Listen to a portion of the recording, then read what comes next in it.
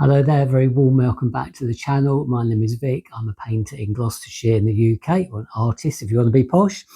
And in this video, I'm going to be showing you how I did this painting. Now, this painting is actually a drawing, in fact, using an acrylic marker pen.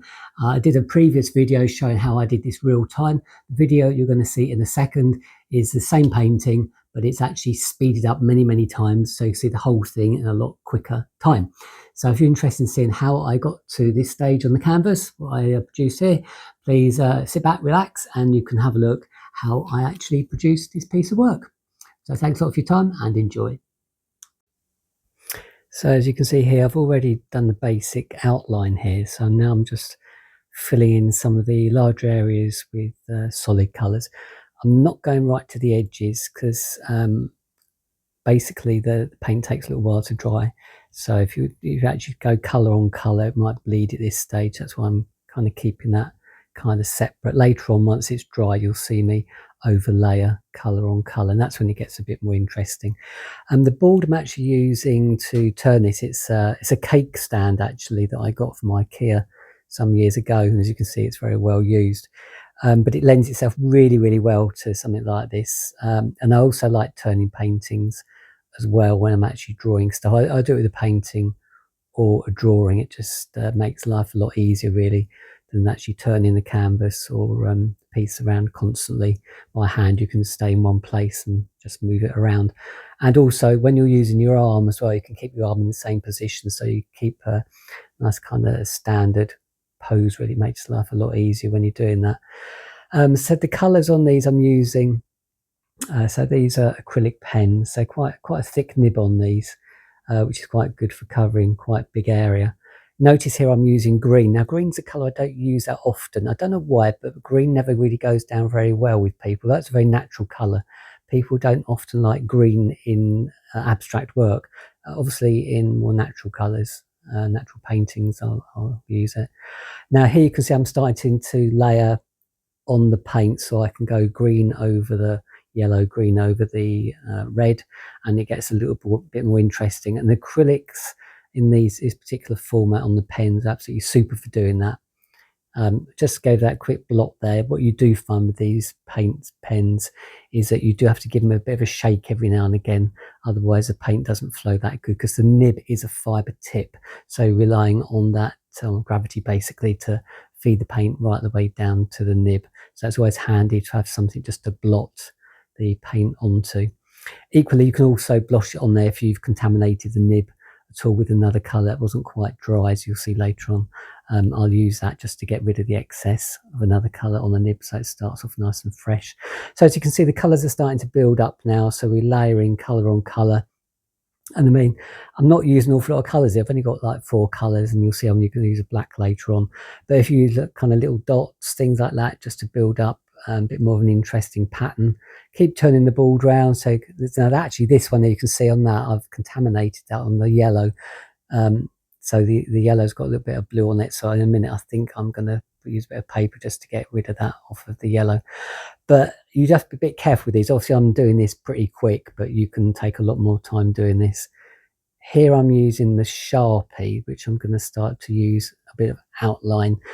And when you're outlining shapes like this, it's quite important. People think abstract is very random, but it's not actually, because you can use particular sides. Imagine you've got a light coming from one side, and then you can actually say highlight. You can use the black on that particular side, so right hand side or the lower side, to create the light coming from a particular side, and it will give it a bit more depth. So I'm just putting on a few random shapes now with black pen. As you can see, I'm struggling a bit here because some of it isn't actually quite dry. So it's one of those Blue Peter moments, if you're that old to remember that, in the UK, where things aren't quite dry and you're rushing it. But you get a general idea. Give it 5 minutes, the whole thing will be dry, and then you can go over it. Black, I use black quite a lot actually with these kind of paintings, because it just gives it a nice bit of definition and really brings out some of the shapes. What I'm doing here is linking these areas together. So when you draw the outline of a design, whilst those shapes might be individual when you start off, as you progress through the actual drawing or painting, you're looking to ways to link those shapes and those areas together, That's why you'll see me carry on lines, extend lines right the way through beyond where you think they might finish, because that kind of helps link everything together in a weird kind of way. I think it's like a bit of sewing, really. You kind of overlap things so the whole thing joins together so it becomes one. And that's quite important when you're doing a painting like this. And abstract work, actually, I like the whole lot kind of to flow together, not be separate pieces. I mean, it could be separate pieces, but something like this is quite small. You want the whole thing to join quite nicely. So when you think of the colours you're going to layer on colour, generally speaking, you're going to want light on dark, dark on light. Don't pick shades that are very, very similar. So you wouldn't probably wouldn't put like a blue on a green. It probably wouldn't show up that much, or vice versa. So you're going to be using shades that are quite different to each other to actually pick out the design that you're actually going to be painting on. So this is a thicker marker pen now. And again, this gives it a bit more depth, a bit more oomph. And this is where I think it becomes a bit more of a hallmark painting for me. I use this technique quite a lot. And I'll just be overlapping, highlighting certain areas here. With these marker pens, they're brilliant because it's got like a chisel tip. If you're not familiar with what a chisel tip is, it's kind of an angled tip, felt tip. One side would be quite thick, the other side would be quite thin, and it's got like a slight point between the two. So there's several ways you can use it depending on how you want to hold the actual pen. So if you're not used to using these kind of pens, it's always best to have it go on a piece of paper, try holding the pen in different ways and see exactly how thick the stroke is that you're producing. And that'll give you a lot more control on the actual piece when you come to do it.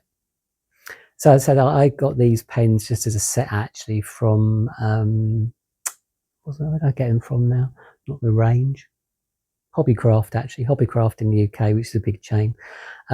Good place to go, actually. Often you see bargain bucket stuff there. So I got these in a pack, I think, for about £6, these particular pens, which I'd never tried before, but I really liked them. So after that, I went on to actually buy different colours I actually wanted. You can use different brands. These ones are Posco, made by Mitsubishi. I'm going to start using another brand called Liquitex, which I've not used before, but I think it'll be quite interesting. Basically, all pretty much the same. Just depends what colours you want and how thick you want the paint to go on. So there we go. So this is coming up towards the final bit. So I'm turning around the paint, the canvas now, having a look and just making sure that it's well balanced. You don't want more shape on one side, more pattern on one side than the other. And just making sure that it kind of looks pleasing to the eye, really. If you find any patches that you missed out, now is your chance to fill those in. Take a look at it, and when you're happy, just leave it. Don't be tempted to do too much. You can do the edges if you want. For this one, I've not done the edges, but you could fill the edges in. It's entirely up to you, really, how you're going to actually display it. If you're going to frame it, probably not. If you're going to leave it as it is, probably a good idea to actually do the edges. So there we go. So there we go. That is the completed painting. I hope you enjoyed watching that and found something quite useful, or a few tips and tricks that you might have picked up along the way. So thank you very much for all the people that have contacted me. I'm still quite amazed that so many people actually are interested in what I do. So it's yeah, something that's taken me by surprise, actually. So I really do appreciate that. If you want to subscribe to the channel, please do so. It doesn't cost anything, and you can get notifications when I put new videos on, which come out every Friday. And you can also see how I progress throughout the paintings career. And I'll be showing you a lot more paintings and maybe some more actual workshops as I actually create work myself. There's a train going past, isn't it? Great timing. Anyway, there we go. So I shall see you soon. Give it the old thumbs up. Thank you very much for your time, and I'll see you in the next video. Cheerio for now. Take care.